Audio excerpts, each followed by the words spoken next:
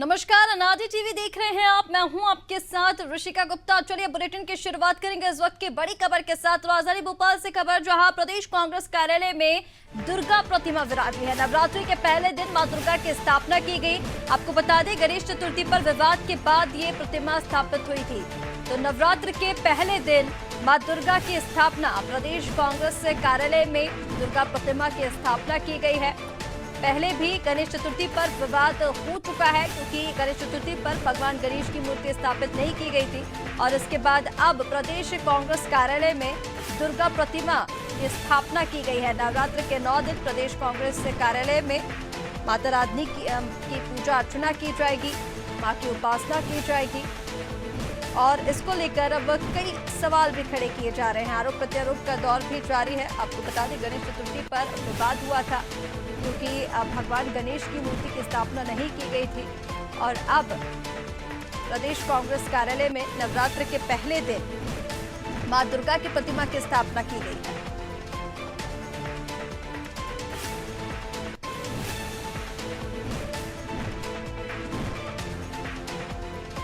राजधानी भोपाल से एक खबर आपको बता दें, प्रदेश कांग्रेस कार्यालय में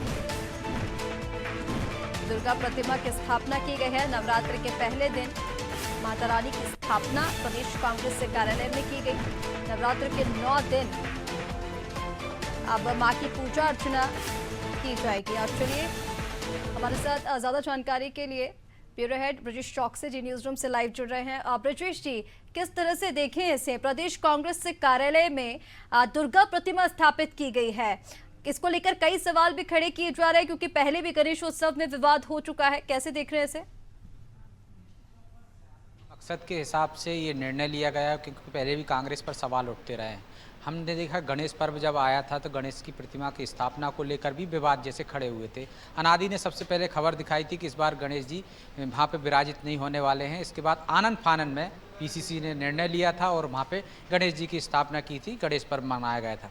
दुर्गा उत्सव शुरू हो गया है, तो उसी को शायद ध्यान में रखते हुए कांग्रेस ने निर्णय लिया है। पहली बार वहाँ पे दुर्गा उत्सव मनाया जा रहा है। इसको लेकर कांग्रेस में भी सवाल उठते रहे हैं, लेकिन कहीं ना कहीं एक कांग्रेस को लगता है कि बहुसंख्यक वर्ग जो है उससे इसी वजह से नाराज है। चाहे हमने देखा हो कि बड़ी संख्या में कांग्रेस के जो तमाम बड़े नेता से लेकर कार्यकर्ता तक जो कांग्रेस को छोड़कर बीजेपी में आए हैं, उन्होंने एक ही सवाल उठाया था और एक ही मुद्दे पर वो बार बार लगातार कह रहे थे कि राम मंदिर में कांग्रेस की जिस तरह से बयान आए, जिस तरह से भूमिका रही है, उससे वो नाराज होकर, आहत होकर बीजेपी के पास आए। शायद वो इसी से सबक लेते हुए कांग्रेस ने निर्णय लिया है। और इससे पहले भी हम देखते रहे हैं कि चाहे कमलनाथ अध्यक्ष रहे हों, चाहे अरुण यादव ने इसकी शुरुआत की थी गणेश पर्व मनाने की। इसके बाद कमलनाथ ने तमाम जिला अध्यक्षों को निर्देश दिए थे कि वो अपने यहाँ पर हनुमान चालीसा का पाठ कराएं।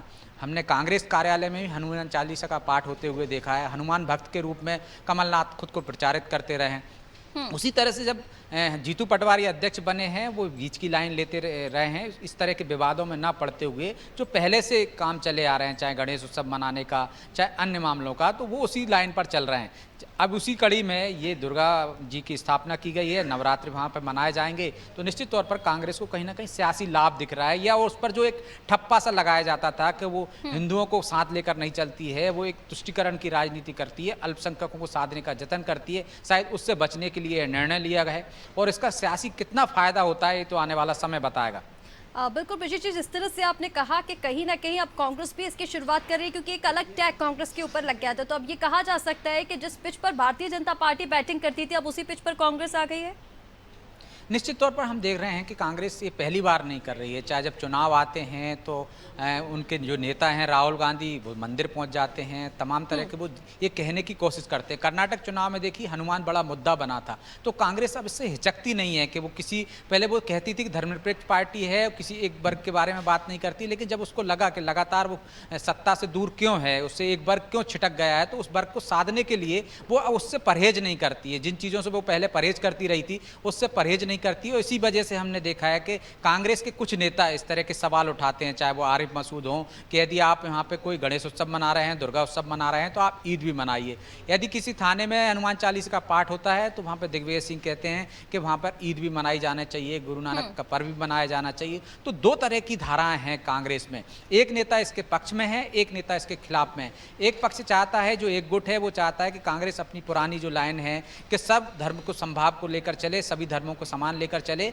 और एक वर्ग जो है जिसको लगता है कि सत्ता से विमुख इसलिए हो गई है कांग्रेस क्योंकि वो उसने एक बहुसंख्यक वर्ग का हित नहीं देखा, उसको साधने की बात नहीं की। चाहे उनके पूर्व प्रधानमंत्री हों मनमोहन सिंह, उन्होंने कह दिया था कि सरकारी संसाधनों पर सबसे पहले अधिकार अल्पसंख्यकों का होना चाहिए। तो उस तरह के जो बयान आते थे पहले नेताओं के, अब वो बयान नहीं आ रहे हैं। दो धाराएं हो गई हैं, तो वो कहीं ना कहीं वो सियासी लाभ लेने की, मैंने जो पहले भी कहा है, और उससे कांग्रेस का एक वर्ग जो उससे छिटकता जा रहा था, नाराज होता जा रहा था, मुझे लगता है उसे जोड़ने के लिए जतन किए जा रहे हैं। अब इससे कितना लाभ मिलेगा, क्योंकि बीजेपी की पिच पर यदि बीजेपी लगातार ये करती रही है तो उससे कोई सवाल नहीं करता है, वो कट्टर हिंदुत्व की तरफ जा रही है। और कांग्रेस उसके वोट बैंक को जो बीजेपी में चला गया है उसको साधने के लिए सॉफ्ट हिंदुत्व की राह पर चल रही है।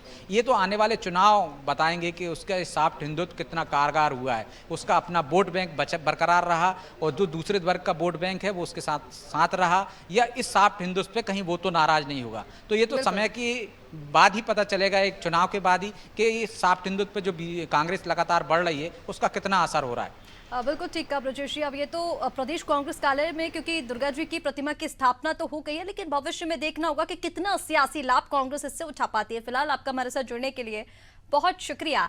तो भोपाल प्रदेश कांग्रेस कार्यालय में दुर्गा जी की प्रतिमा की स्थापना की गई है। अब 9 दिन, नवरात्रों के 9 दिन में मां की पूजा आराधना यहां पर की जानी है, मां की उपासना की जाएगी। हालांकि गणेश उत्सव में जिस तरह से विवादों में कांग्रेस कार्यालय आ गया था, या ये कहे कि कांग्रेस पार्टी मध्य प्रदेश की आ गई थी, कहीं ना कहीं कई सारे सवाल खड़े हुए थे। और हो सकता है कि अब उन्हीं से बचने के लिए मां दुर्गा की प्रतिमा की स्थापना कांग्रेस कार्यालय में करा दी गई है।